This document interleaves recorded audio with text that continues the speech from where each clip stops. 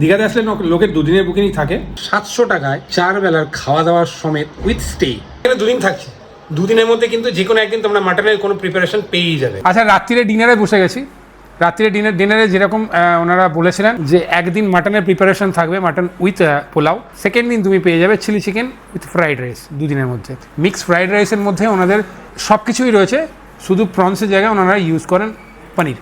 এটা ভেজও হবে, কেউ একটু আগে থেকে ওনাদের বলে দিতে হবে। পনিরের কিউবস অনেক বেশি আছে, ও চিকেনগুলো আবার এরকম বাবা বেশি ভালো, মানে বাড়িতে যেরকম হোমলি হয় একদম সেরকমই। বোনলেস চিকেন যেরকম হওয়া উচিত সেরকমই আছে। তবে হ্যাঁ, এটা 4 পিস কিন্তু, লটস অফ ড্রাই ফ্রুটস। এই হচ্ছে পোলাওয়ের কোয়ান্টিটি। এর থেকেও মানে এটা খেয়ে যদি শেষ করতে পারো ওনারা কিন্তু আরও দেবেন। আমি এত কিছু নেবো না, নষ্ট করার দরকার নেই, অল্প একটু নেবো। পোলাওয়ের মধ্যে প্রচুর, এখানেও ড্রাই ফ্রুটস রয়েছে, পিস পোলাও মানে মটরশুঁটিও রয়েছে, ঠিক আছে, আর গোটা গরম মশলাও আছে।